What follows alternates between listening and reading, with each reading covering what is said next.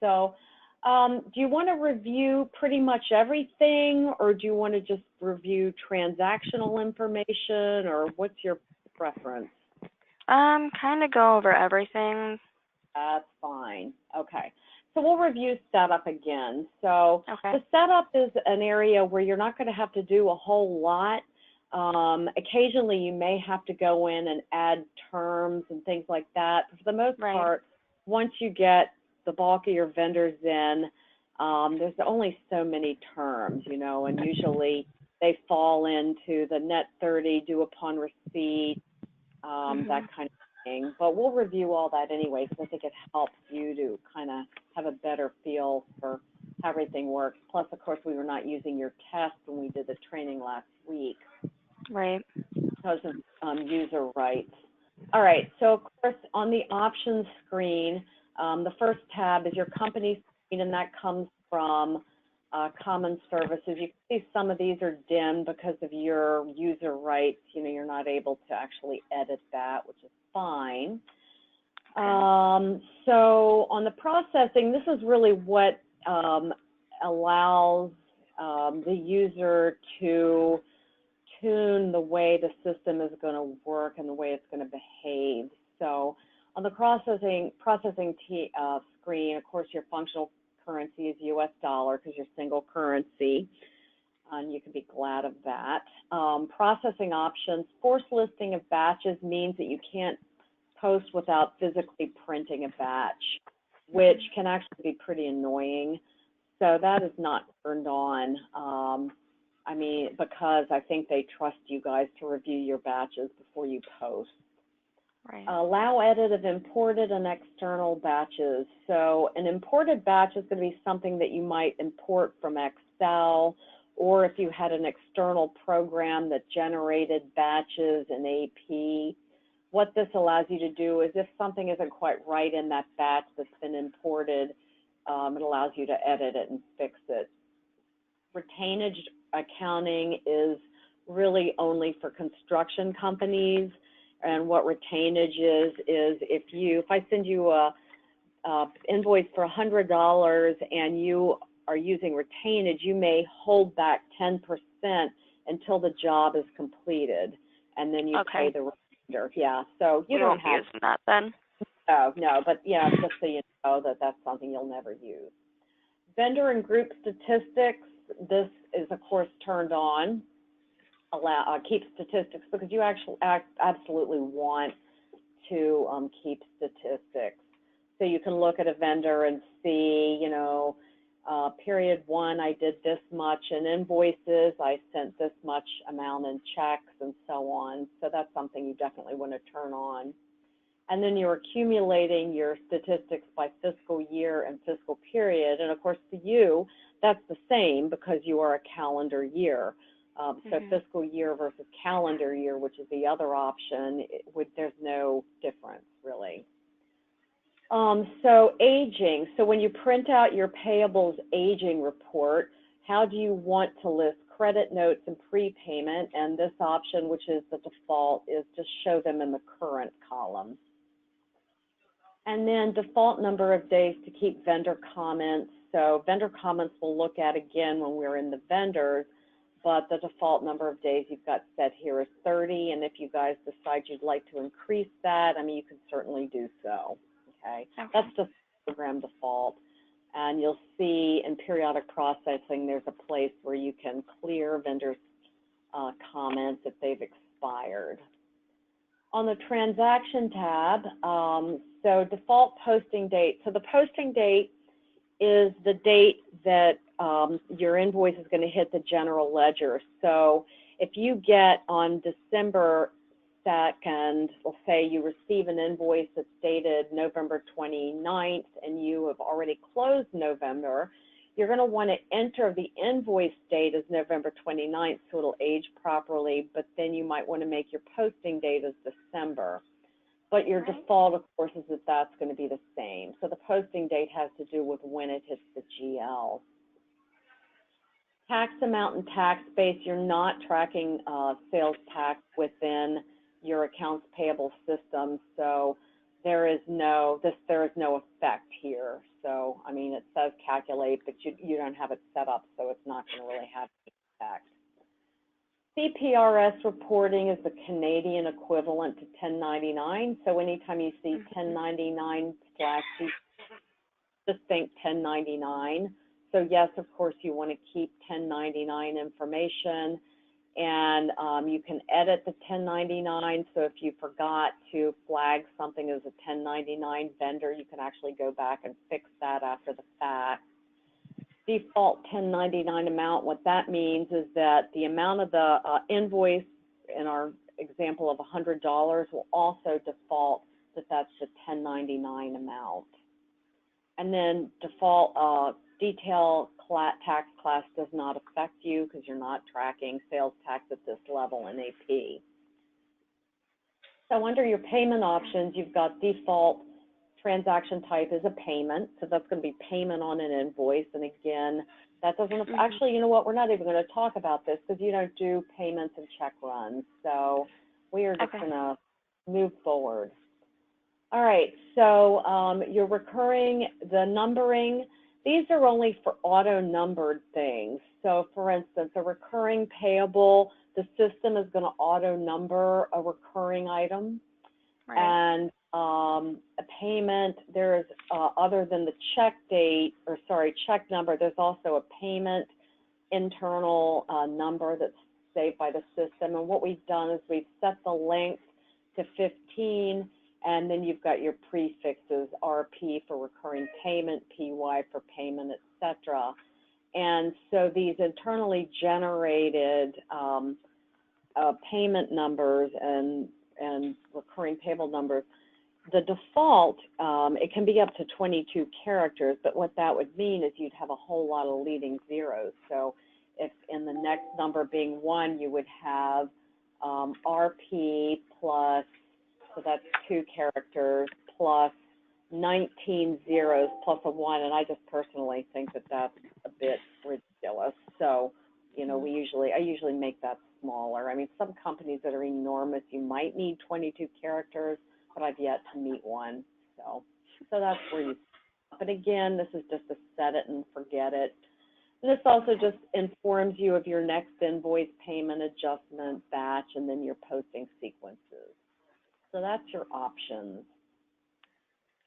So account sets, that drives certain account defaults in accounts payable, and I think you only have one. So you have to have at least one, but you can have more than one. So what that does is it tells us what accounts payable control account is going to be hit when you enter an invoice. And if you have a early payment discount, what account is going to be used, and then your prepaid liability. So if you send a vendor a prepayment, instead of hitting an expense account, it's going to hit this prepayment liability, and then eventually you would post an invoice against that prepayment, and then it would hit the expense account. So again, these are just defaults that get set when you're setting up the system. 1099 codes. So the system comes with all the normal ones that you see in reality. So most of your 1099s are probably going to be number 7, which is non-employee compensation. So picking the 1099 code will determine which box it's printed on your 1099 form when you print out 1099. So that's what that's all about. And again, the system comes with these. I think I have had one client who had to add something, I think like maybe dividends or preferred dividends or something like that. But pretty much, you know, these are the ones you're going to need. Okay. All right. So distribution codes. So distribution codes are basically shortcut codes for your GL.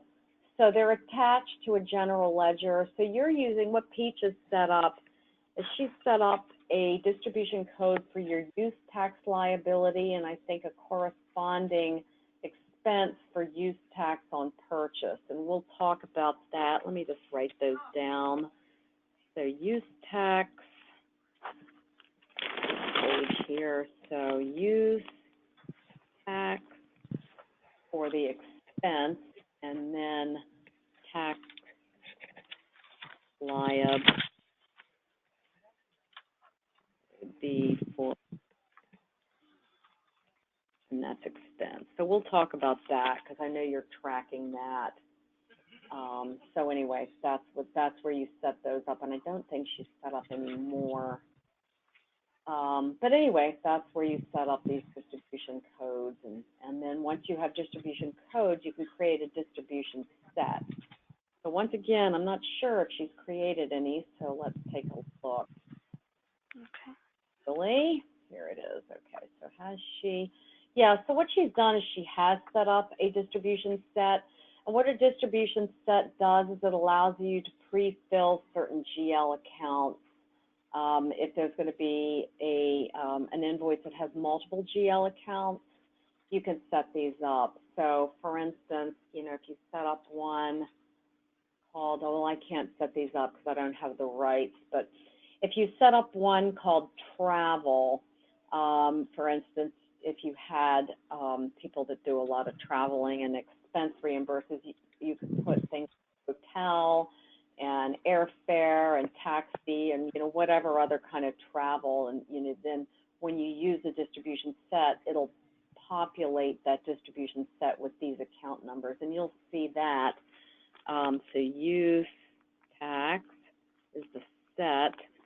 You'll see that when we test that, when I demonstrate that. Right, so we'll close Can we go into vendors? We will, yes, we will. So terms, once again, this is where you set up all your different terms. So you've got 00, so this is essentially due upon receipt. And so basically, I wouldn't really code them this way. I'll talk to Peach about this. Because like using 01, 02, that's kind of meaningless. I would call this net 45, you know, or something like that. I'll talk to her about that.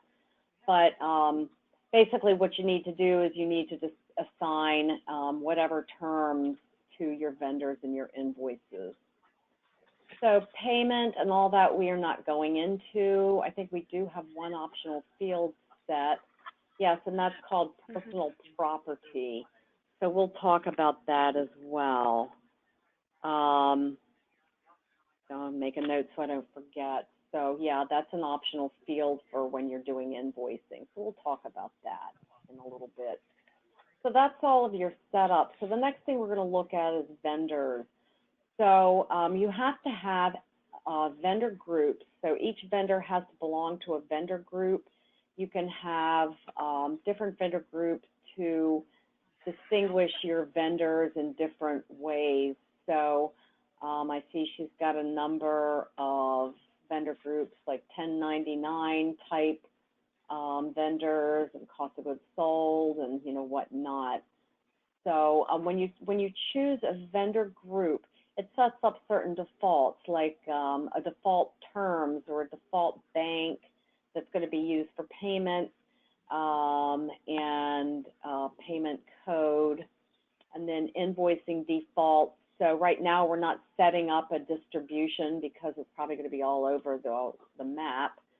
And and then you can also look at your vendor stats, your vendor group stats. So that's where that's handled. So once you've set up your vendor groups, then we get into vendors. So we'll just pick one here. All right, so Donna Harvey, so you put in her name, of course, and address information, city, state, zip. That's pretty self-explanatory. You assign her to a group. So that's important because that's going to set certain defaults, okay? And then you're going to put in your contact. I'm assuming it would be Donna Harvey as a contact. And then the processing tab. So this is where it's going to make certain decisions. So if you remember, the 1099 group, actually the default terms code was 05, but notice this is 00, you know, no terms. So this person is a due upon receipt. And then you have to tell the system what bank is used to pay this vendor and then what do they use? This is a check code. It looks like that needs to be fixed, but anyway, and then generate separate payments for each invoice. I have yet to see anyone check that box. I don't know why you would want to do that. So if you're paying a vendor that has multiple invoices that are due, you know, I think you probably want to have one check that lists all the outstanding invoices. Right. Yeah, so then the invoicing tab, I would set these defaults. I see there are none set, but you're going to want to set them because what's going to happen is you're going to want to be able to set default GL codes. So if Donna Harvey is usually, I don't know, consulting expense or something like that, then you would choose distribute by GL account, and then you would choose the GL account that's used most of the time for Donna Harvey. Of course, when you're entering an invoice, that can be overwritten, but you know, you want to definitely, I would take the time to set these up because it's going to save you a lot of time during processing. Okay. Okay. And I'll also show you a way to change that on the fly. So for now, I'm just going to leave it at none. Duplicate invoice checking is set to none. What that does is if you have an amount for that vendor that's the same, it would give you a warning. And it would also do the same if you have another invoice for that date. If you get a lot of invoices for a vendor, that can actually be pretty disruptive. So I think that's probably why they've got it set to none. But what it's trying to do is make sure that you don't enter the duplicates. Yeah, exactly, multiple times. Now, the system will not allow you to enter the same invoice number twice for obvious reasons. You know, it'll give you an error. Okay, so then this vendor is set for 1099 reporting. The Social Security number, this is just one we made up, but you put the Social Security number or the federal tax ID in, and then you tell which one it is, whether it's a social or an employer ID. Of course, this GST and all that, that is Canadian again, you know, so that's that. Optional fields right now, the only optional field we're using is actually at the invoice detail level, and that's for personal property. But just so you know, an optional field allows you to track additional information that otherwise there's not a field for. So if you are working and you're like, gee, you know, I really wish I could track, you know, information for, you know, fill in the blank for this vendor, the optional field would allow you to create that custom field, okay? Statistics are accumulated as you post, all right?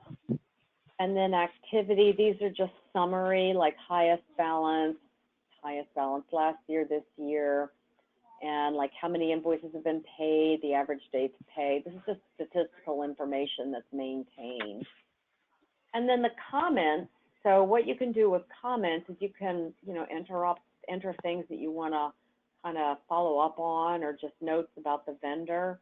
So if you want, you can put in a follow-up date, and you can say, I want to follow up on December 29th, call, see, now let me double click here, and then call Donna about new terms discussed.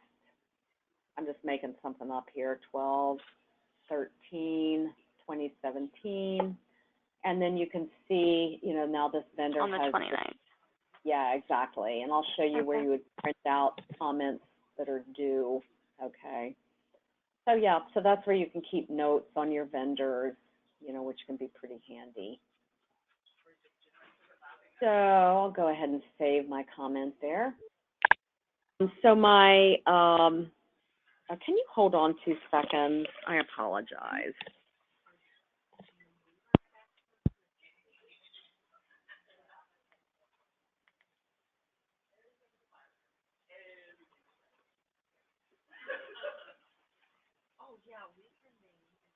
About that.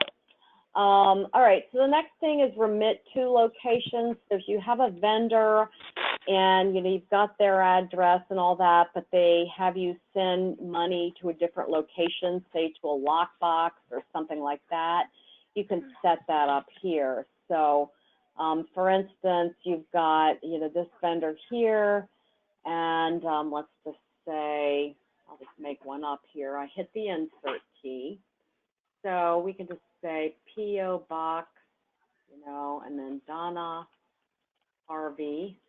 It's important that you put exactly how you want the check to be printed here, because this, you wouldn't want to say Donna Harvey's P.O. Box, because then the check would actually be written as to Donna Harvey's P.O. Box as a payee. So P.O. Box, whatever,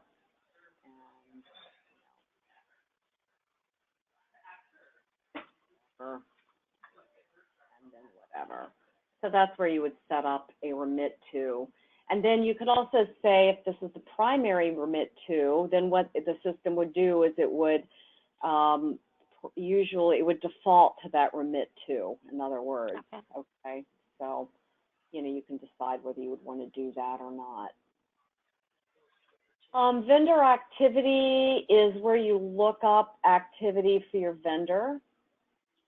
So if we choose this vendor here, you can see the last invoice was $100 and the last payment was $100.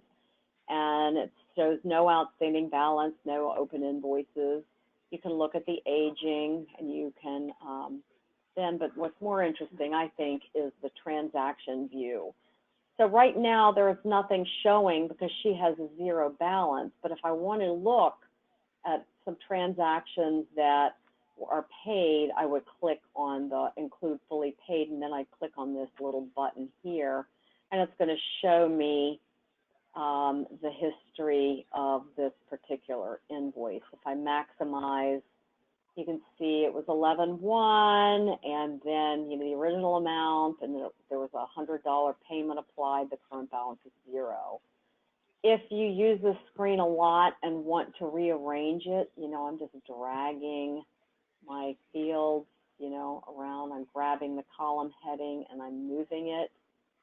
So, you can certainly do that. That customization will be for you, and it will not affect anyone else who logs into AP. So you can do whatever you want here, okay? You can also choose your sort order, whether you want to sort by date or by invoice number.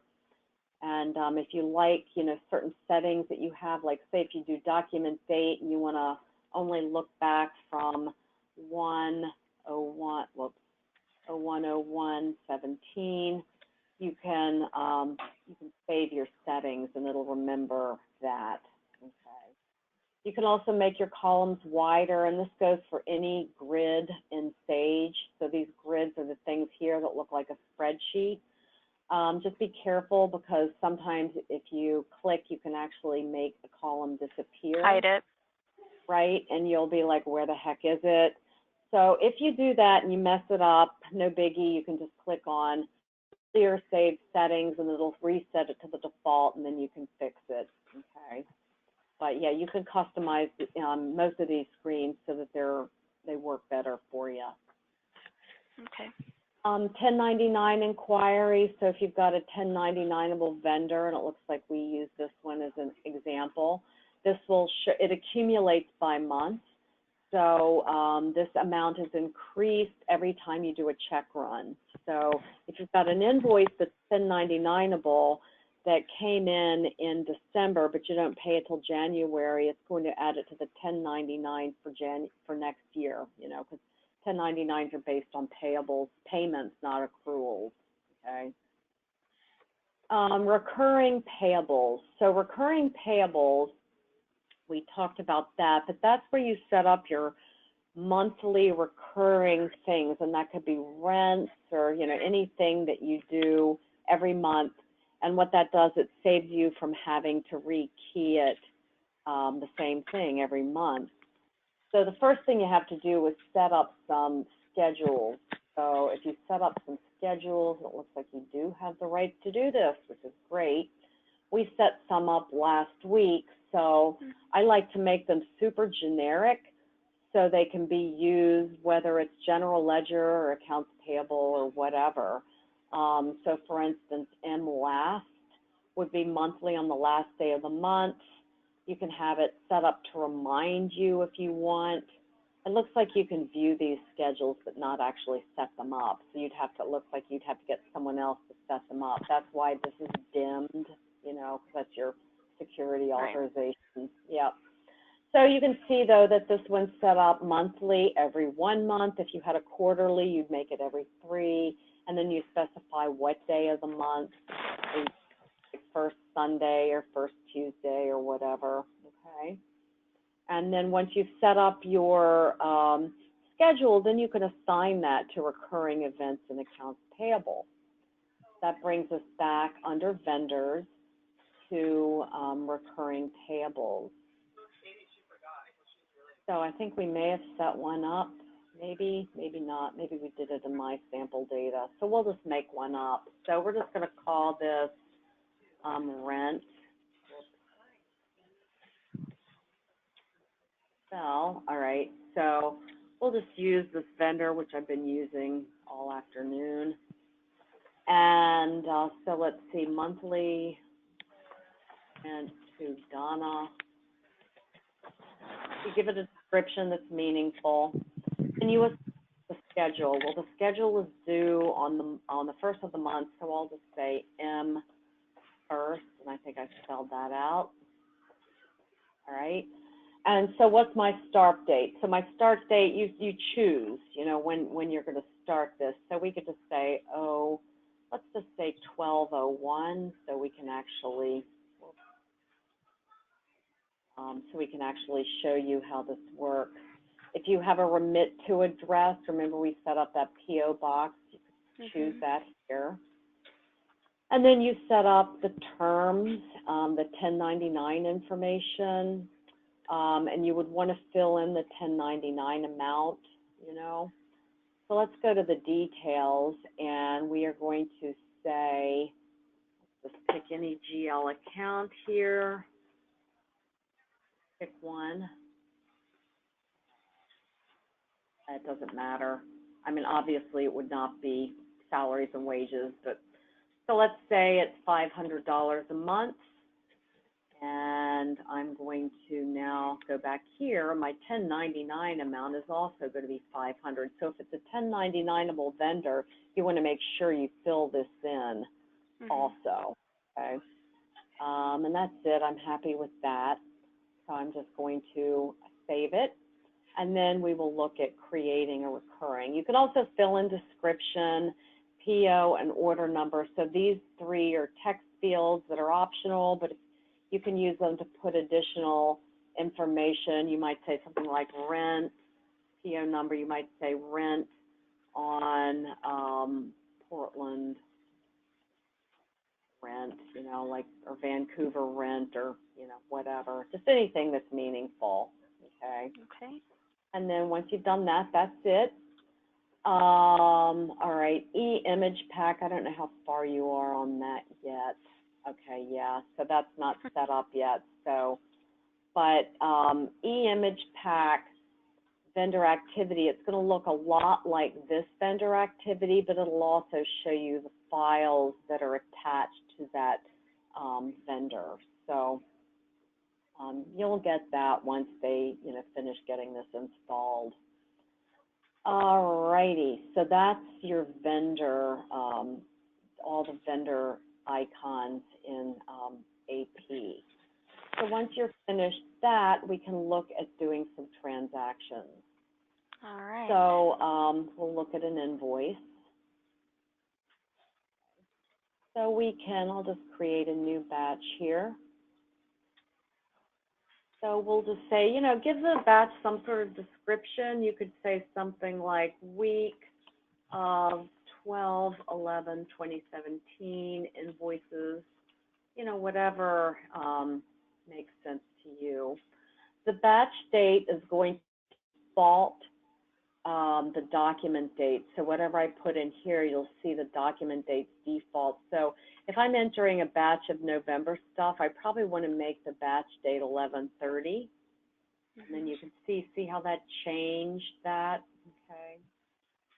So anyway, when you're entering an invoice, you pick your vendor, and actually that brings me to the finder. So if you don't know the vendor number, you can use the finder. You can either press F5 or you can hit this little button here. I'm going to make this a little larger. And so, okay, I have no idea what the vendor number is. I think she's going to change these to alphanumeric so they won't be these. Yeah, I think she's going to do that. So they will be a little more, something you can anticipate better. But for now, so if I want to find, let's see, I know the vendor name is Greg something. So then this is going to show me all my Gregs, okay? So you just put part of the name in. You can also do starts with, that's a little faster search, but if you don't know if it starts with Greg or, you know what I mean, then change is a better option. So once I find my vendor, I'm going to choose it. Okay, great, we're getting a tax error, so maybe we'll choose somebody else. We'll choose her and hope, yeah, okay, that works. So, remit to location, we can assign that here if we want, or we can leave it as her default. So if you don't put anything there, it'll leave it as the default? That is correct. The Okay. remittance will go to Donna Harvey at the address and her vendor ID, okay? Okay. So the only time you fill this in is if it's something different than the default. So if you want to look up what's going on, you know, there, you can actually hit this little thing here, and it's going to show you, here's her address, okay? And then if you want to edit something in the vendor on the fly, you can actually hit the new, even though you've typed in the vendor. It's going to open up your vendor in the edit mode, okay? So where that's going to be useful is, remember how these invoicing defaults have not been set, distribute by, and there's nothing there. So when you're entering over the next few weeks, I would recommend that you just take a minute and fill this in. So what you would do is you would choose your vendor, and then you'd hit this plus, and then you'd go to the invoicing, and then you'd say distribute by GL account, and then you choose your default expense account. And what will happen in the future, then it'll always fill that in.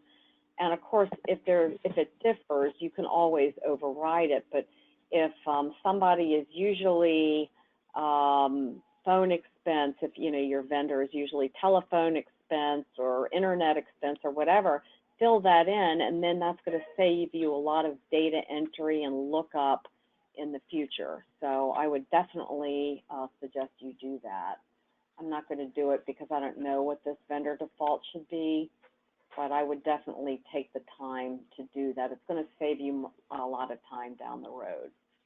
Okay. So document number is the vendor's invoice number. Actually, let me back up. Document type defaults to invoice, but it could also be a credit note, it could be a debit note, it could be interest. And we'll talk about those other types in a minute. We're going to start with invoice number, or invoice.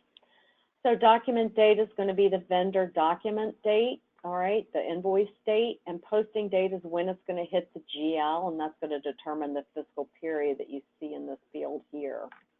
Typically, they will be the same, but if they have closed, for instance, November, then you might actually say, well, I need to make this December. Put it December. Exactly. Yep.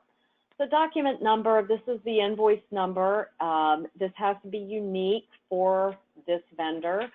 So if you've got invoice 1050 and you post it, then you can't use that same invoice number again for obvious reasons. So if you have a vendor that doesn't use invoice numbers, like maybe they just send you a statement every month, just use the date, you know, like 2017-12-13, and that way it'll sort by year, month, date. And then if you have two for that date, it would just be 2017-12-13A or something like that, you know, because you have to give it something, all right? So we'll just make something, and we'll just use a date, just as an example. put an A on it just for the heck of it. PO number, okay, this invoice is not on hold. On hold would allow you to post the invoice, but flag it for not being paid. Flag it that you're not going to pay it. So if you're disputing, but you want to get it in there, you can just set it to be on hold, and then they can figure that out later. PO number, if you have one, you can fill it in. You can also use the PO and order number for any other notes or comments you want to have about this invoice. So I'll just say PO, whatever, and this will be Vancouver. I'm just, making stuff up. Location. I think you have a location in Vancouver. And I'll show you where that shows up in the vendor activity. All right, so this is a 1099able vendor. You can see non-employee compensation comes up automatically. So I'm going to do $150. And notice how 1099 amount filled in for $150. That's because we set that 1099 default invoice amount in options. So now here we are in our details, and you notice there's no pre-filled GL account. That's because it's not set up in the vendor, and that's where, hitting this plus and filling that in is going to make things easier, as you enter. All right. So we'll just pick something random here. Processing fees, that sounds good. And again, it's going to be 100, well, it's 150. Now, if you've got a use tax situation here, I should have done this first. Create the distribution. All right, so what that's done is that's added these account numbers, okay? If you've got use tax on this item, what you're going to do is you're going to say, all right, my use tax is, let's just say it's $30, but then you want to put for the liability, you want to put a negative $30 so that it nets, so that it doesn't have any increase in your invoice. So you would put the $30 in the expense here, and then the negative for the liability, and then that's going to help you guys track your use tax. All right, and that's the distribution set use tax. All right. Okay, so let's look at another example with personal property. So I'm going to use the same vendor again because I know it works. So we'll call this, we'll just say whatever. And so we're going to say purchase.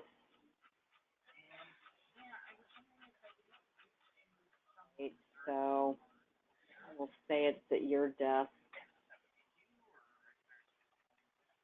whatever. I mean, these are just optional fields. Okay, so we're going to say this laptop was $600. Whoops, I made it 100. And we will choose another GL account. So this is Katie. So we'll pick something here. Obviously, you wouldn't use this number. All right, so it's going to be $600. Now, in order to track this and capture this as a personal property item, what we're going to do is we're going to go over to our optional fields. And the only optional fields you guys are using is the personal property. So what you'll do is you'll scroll over and you're going to double click on your optional field column, and you're going to click on this finder here. Actually, you're just going to hit the insert. Hold on. Insert. Why isn't this working? Oh, I know why, because I didn't say yes. All right, so I double click. All right, why isn't this working? Can you just hit the space bar on it? Yeah, that's what I'm doing. Oh. Click or space bar. I don't know why this isn't working. That's annoying. All right, so we're going to have to figure out, because I know this is set up.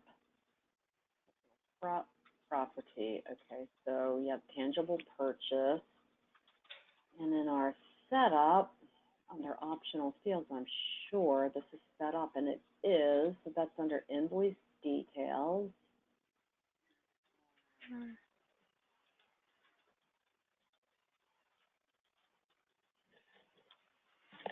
Finder, I'm hitting the insert key.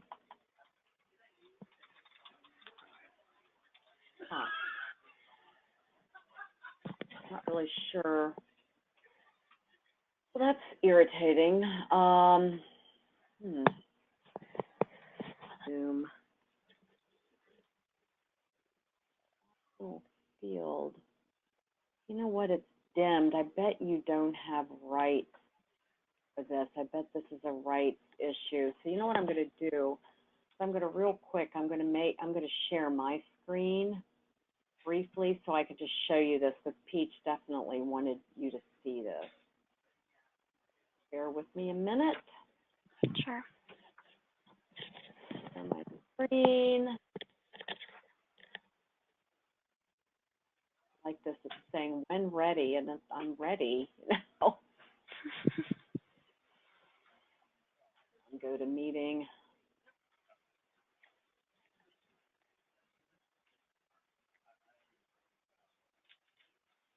Hey, come on.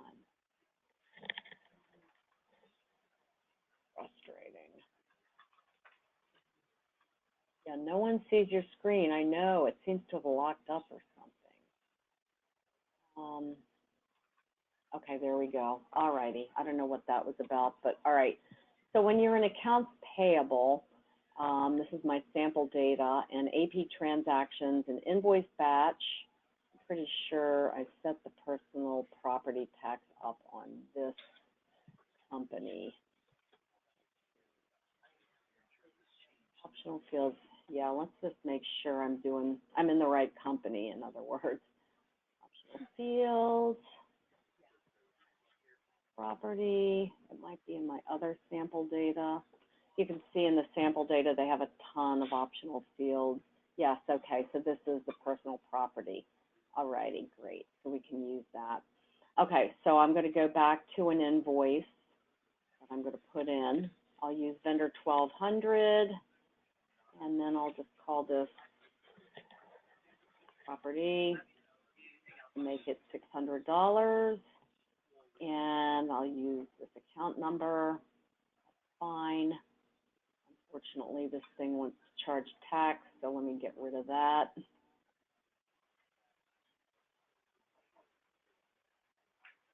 Fine. Okay, so here you are in your invoice entry. So you're going to click on optional fields, and you're going to hit the finder here, and then you're going to choose your personal property, and then you're going to just scroll over, and you're going to put your amount in.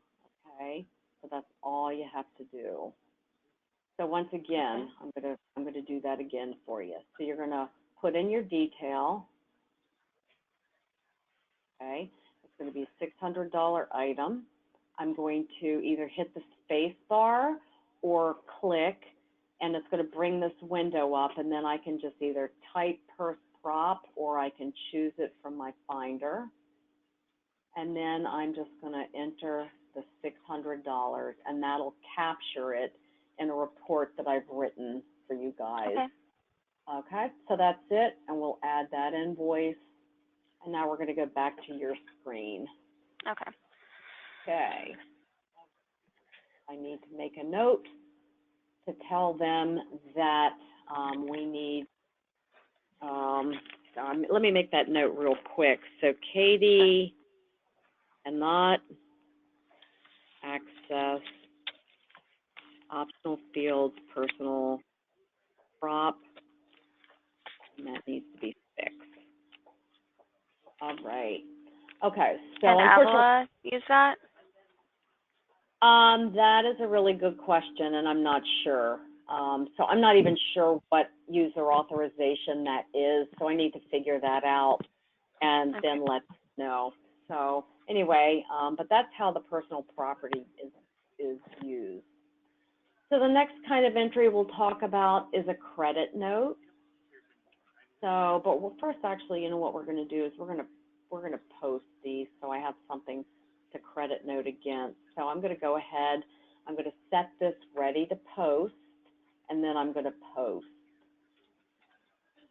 So setting ready to post, what that does is it locks out further edits. So if I've got an invoice batch that's ready to post, people can look at it and view it, but they can't change it as long as that set is ready to post. And then of course that also allows you to post it. So we're going to do another one called Credit Note Demo. We use our same vendor. And there she is. So this time the invoice or the document type is going to be a credit note. So when you choose credit note, notice this area is blank. When I choose credit note, then you get another field. Okay, so it's going to be CN, whatever, make up something. And then you've got a field called apply to document. And so what that allows you to do is tell the system what invoice you are crediting. So if you know that, I would definitely choose it here. So I'm going to use this one here. And so we'll just say items returned, whatever. And then we'll just say $25 credit note. And we'll just pick another GL account. Obviously, you would use the expense account that was used when you did the invoice, okay.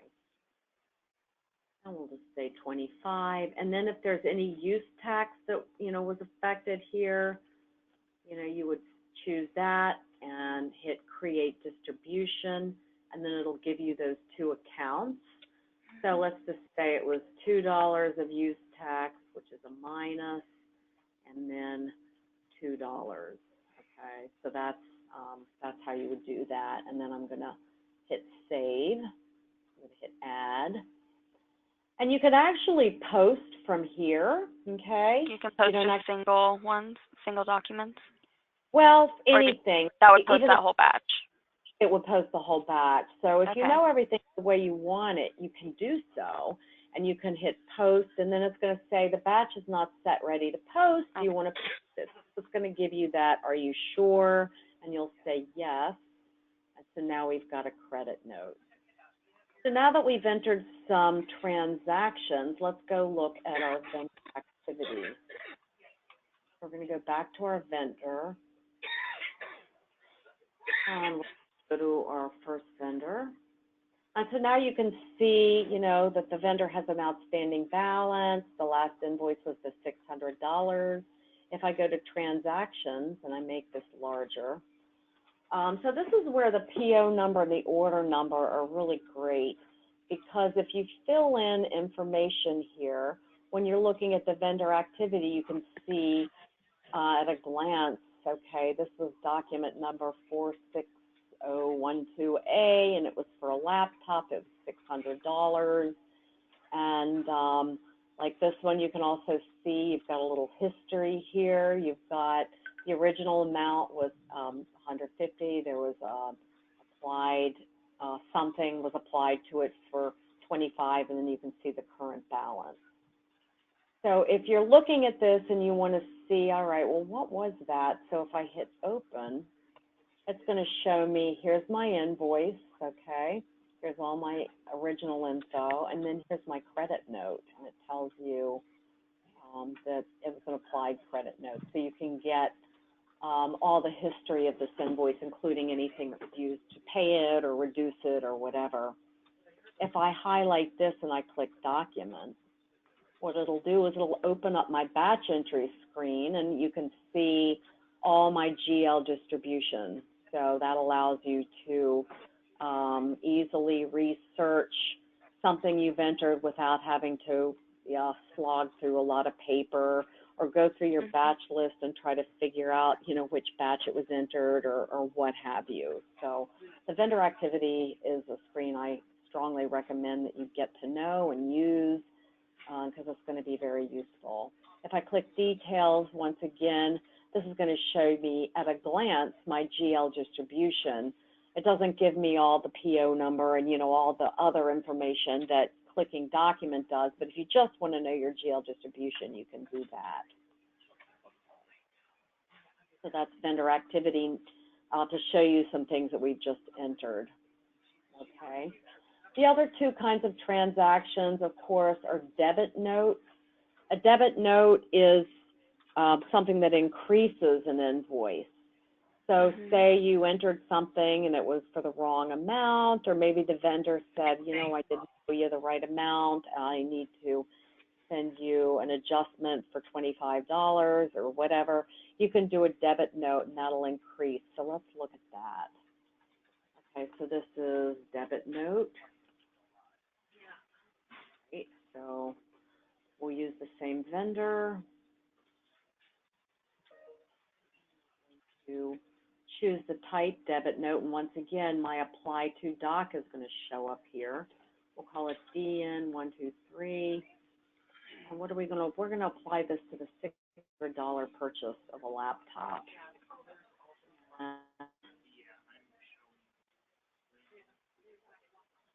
And so there, if you want.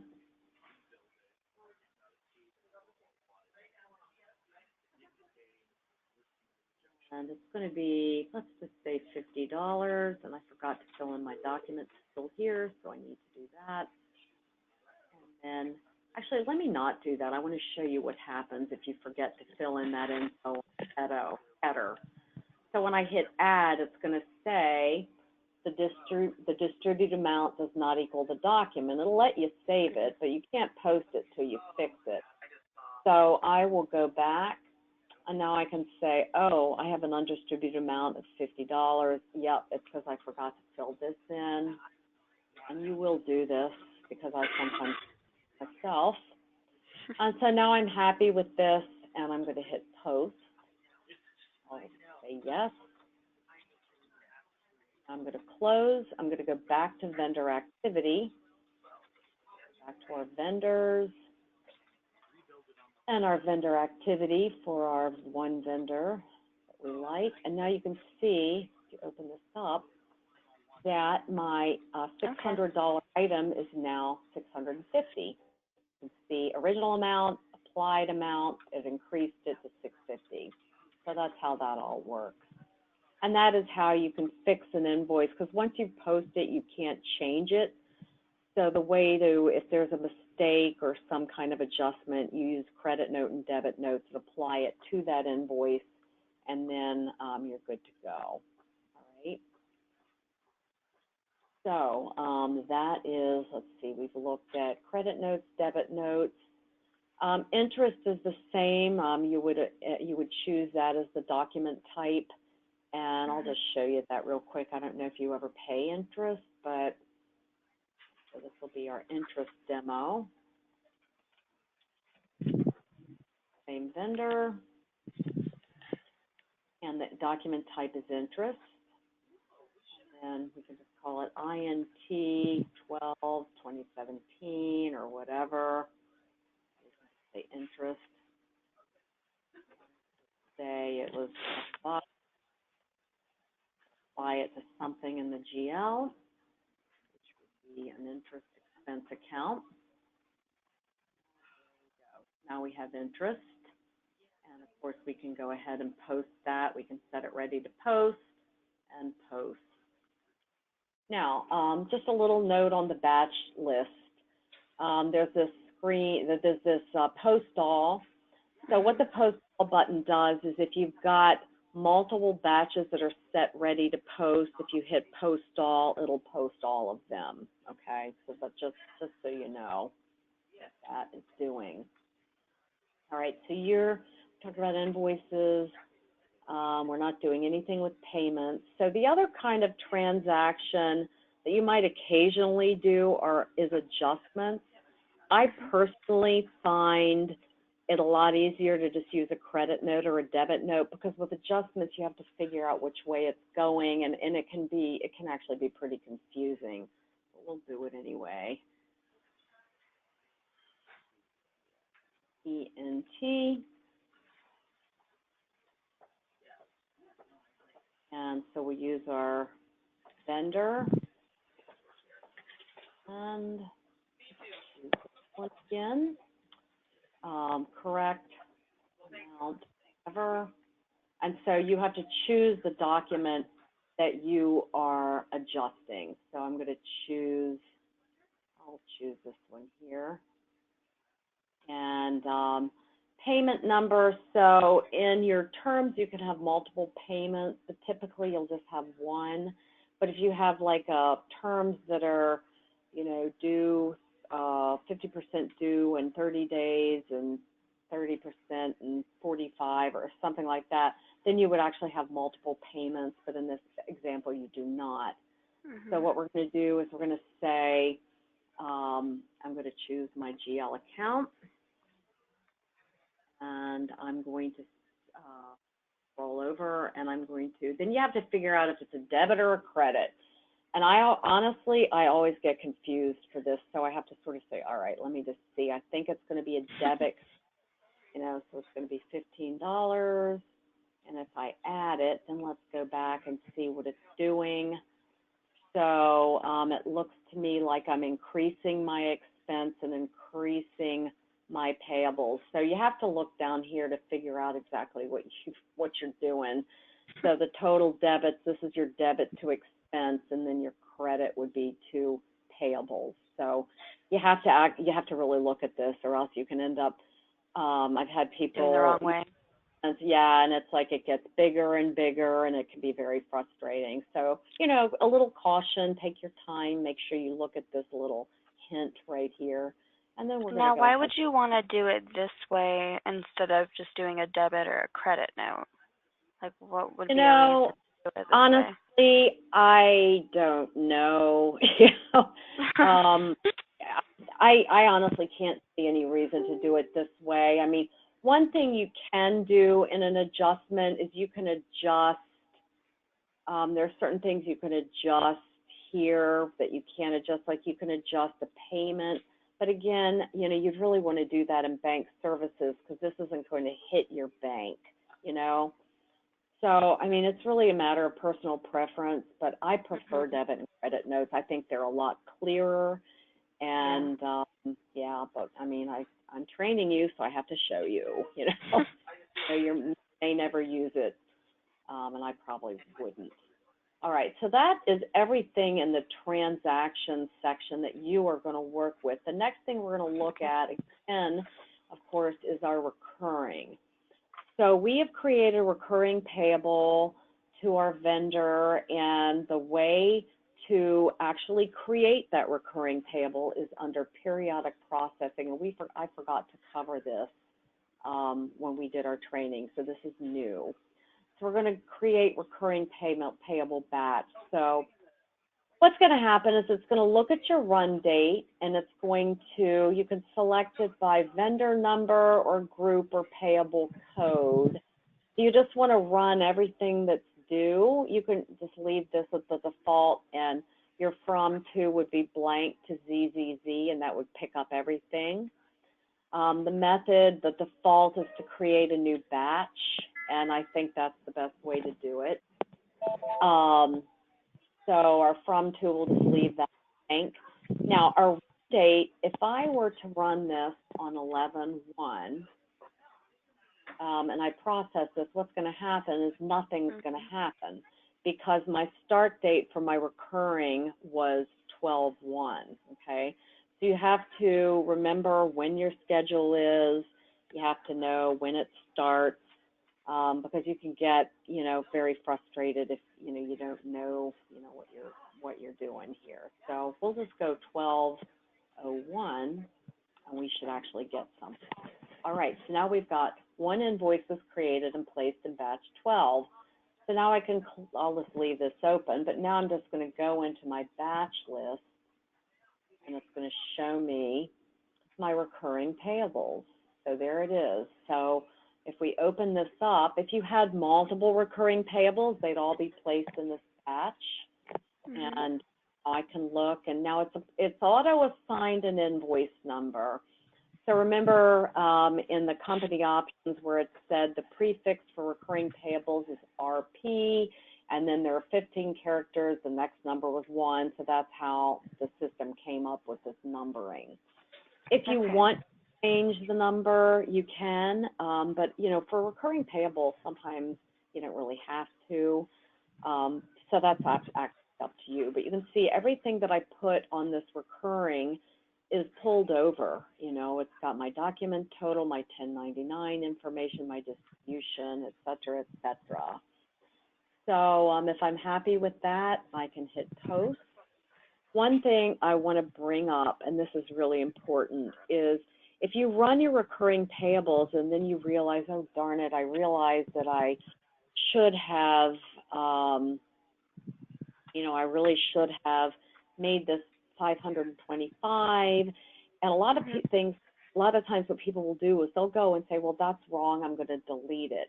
Well, because it's attached to a schedule, it will not recreate the 12-1 recurring payable because the schedule protects you from duplicating your recurrings, okay?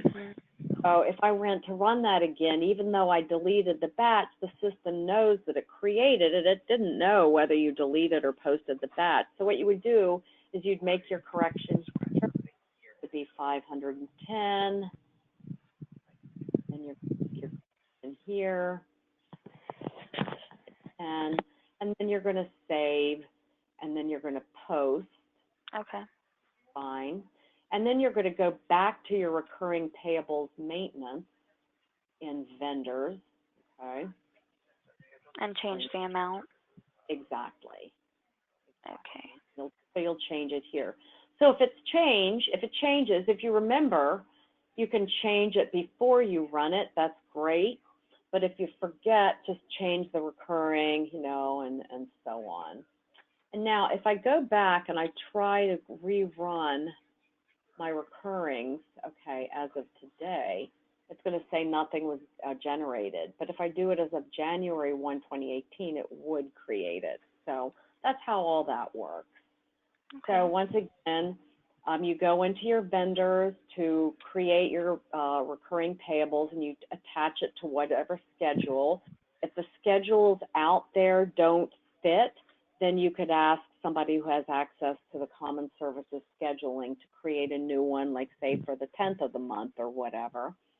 You go ahead and you run it, and that is under periodic processing, because that's a periodic event, creating recurring payables. And then you go into your batch list and you post it. So the last thing we're going to talk about are reports. So setup reports are something you're probably not going to use a whole lot of. You know, that's just your list of options, terms, and so on. But this is where they are if you did need to print them out. I'm not going to go over each one, though. Your vendor reports.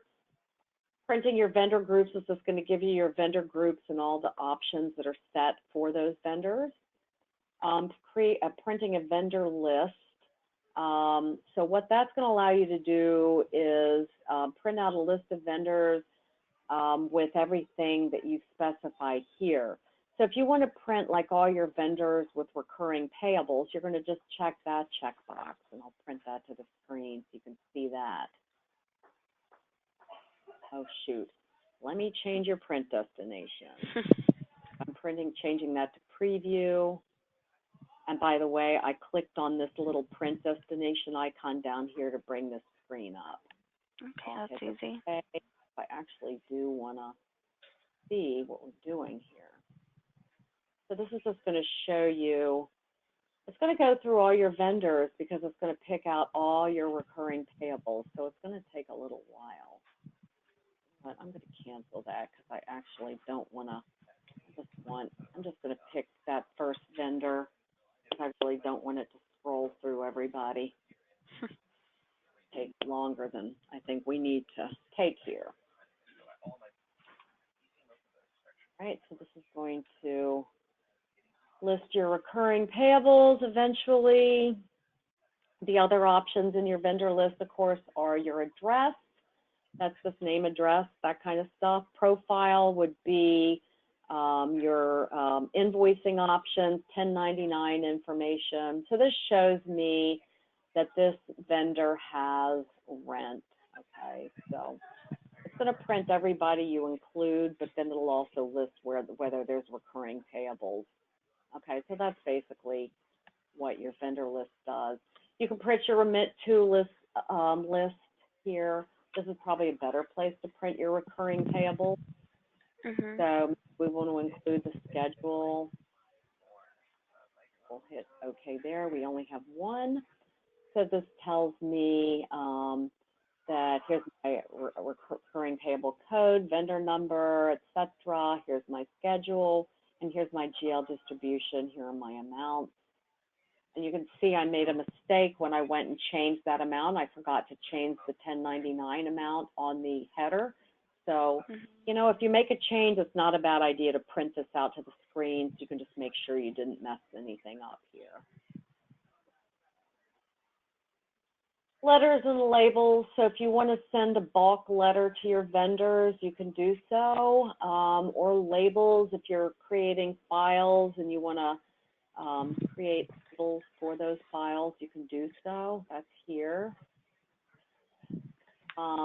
CPRS you don't have, that's Canadian, but you do have 1099s, and this is where you print them out.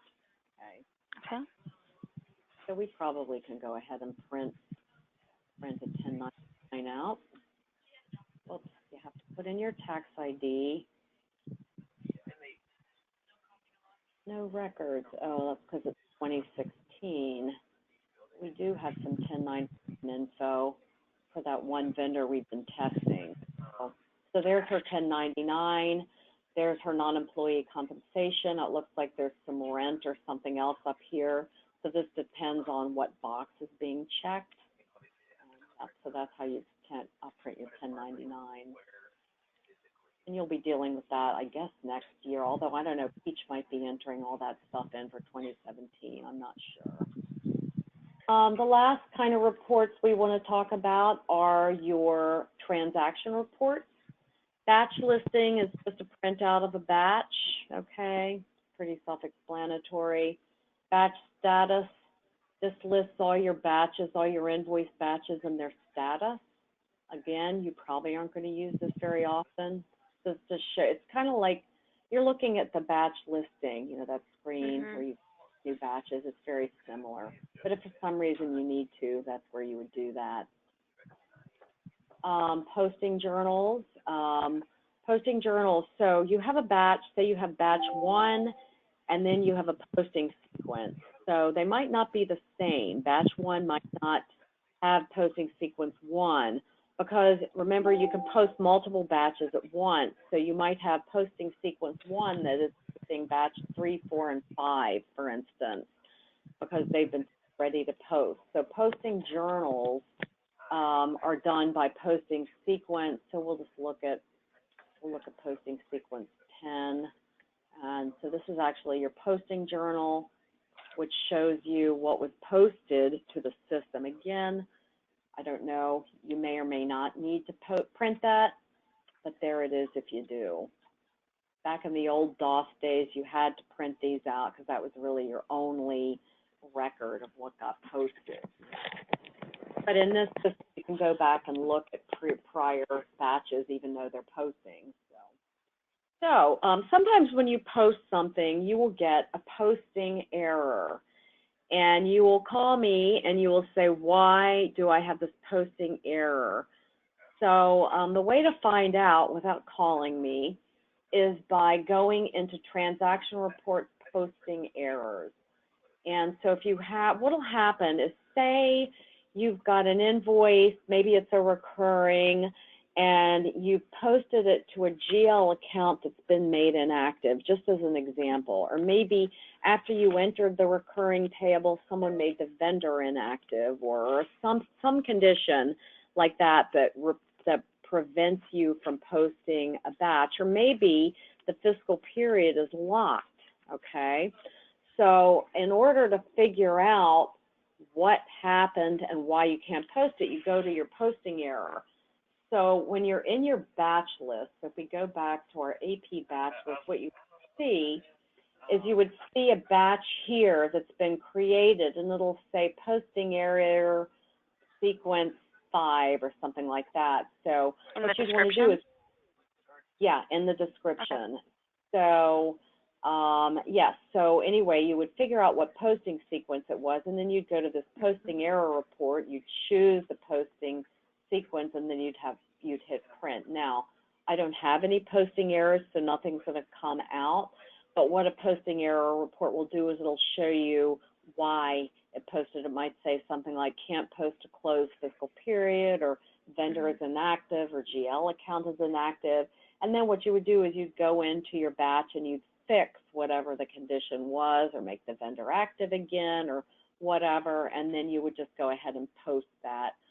So what the posting errors allow you to do is it saves your entry, so you don't have to rekey it, but it allows you to figure out what the problem is, fix the problem, and then you can go ahead and post the batch.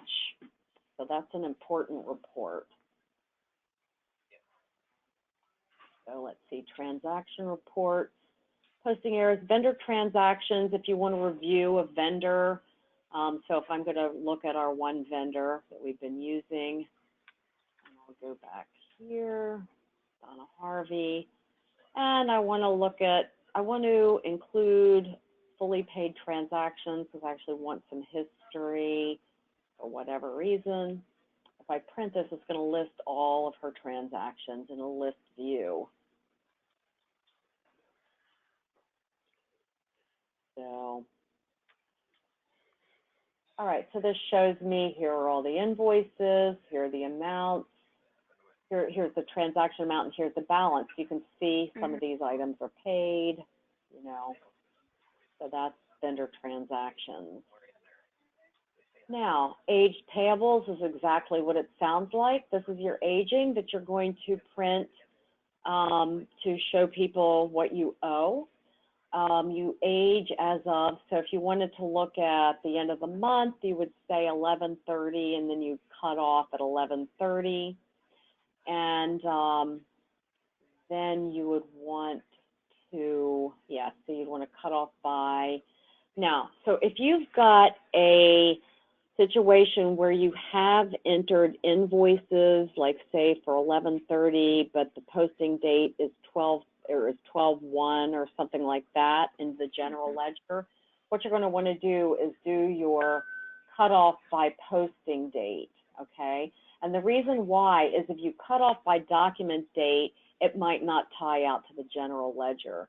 So you want to make sure that you're using year period or posting date so that you don't have an out-of-balance situation or an apparent out-of-balance situation between GL and accounts payable. And then you can decide whether you want to look at it in a detail, which will list every invoice, or just a summary, which will give you the total amount due. And we'll just do both. I'll show you ways. So this is going to show you your aging plus all the detail, all the vendors, all the vendor invoices rather, and then the other option, of course, is summary. Of course, you can see this one takes a while because it's checking all your vendors to see what might be outstanding. So there it is. You've got all your details. If I go to the end, it's going to show you this is my total payables, and this is what you would want to tie out to the GL. So again, if you just want a summary, you don't really need all that detail. You can hit summary, and hit print.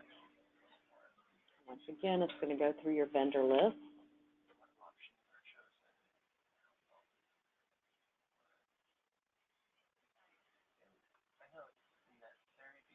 All right, so there you go. Now you have a summary order view with your aging. Okay. And age cash requirements is very similar to your aging, but it's looking at it a little differently. So it's looking at your outstanding payables and figuring out what kind of cash requirements you're going to need in future periods. Now, typically, people don't know what they're going to owe in 90 days or 60 days, so you might want to change this to either weeks or, 14 days, 28 days, or, you know what I'm saying, or 15, 30, 45. because you'll probably have more of an idea of what's in your system for those periods. So that's what that report does. And again, you can do detail or summary, okay? And it's an aging, but it's just a little different approach. So that is everything in payables except payments. So I think we've covered everything. Do you have any questions? I'd like to go and run through and like do one on my own and have you watch. Can I do that? Absolutely. Okay. So I have a couple examples that I have with me. Perfect. Sure, we'll do this. So I'm going to go into transactions. And feel free to like cut me off or Absolutely. Okay. Yep. So typically you want to do like the week of. Yeah, week of or payables as of, or just something that's going to be meaningful to you. Let's say.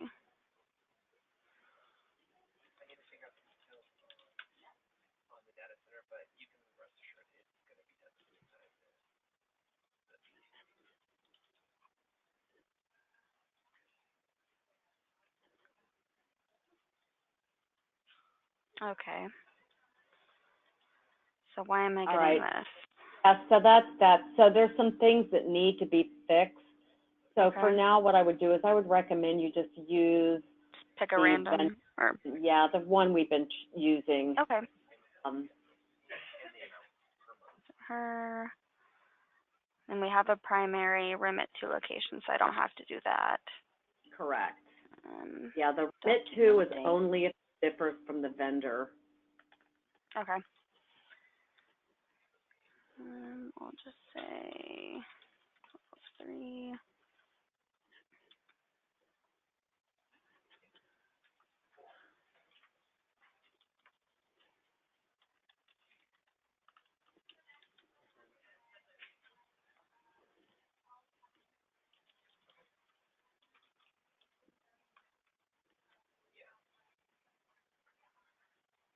Okay, so then, well, our GL accounts are going to be different. Yeah. So should I just pick a random one? Just pick a random one, honestly. I mean, obviously, you know, you're going to fix this. Here's what I was doing. Hit 7,000. Okay. And then hit your F5 function key, and that'll bring up your Finder. And see. Okay. So that's a trick that's good for you to know. And then you just tab out. Yep. Oh, now you can... I need to put the total. Yep.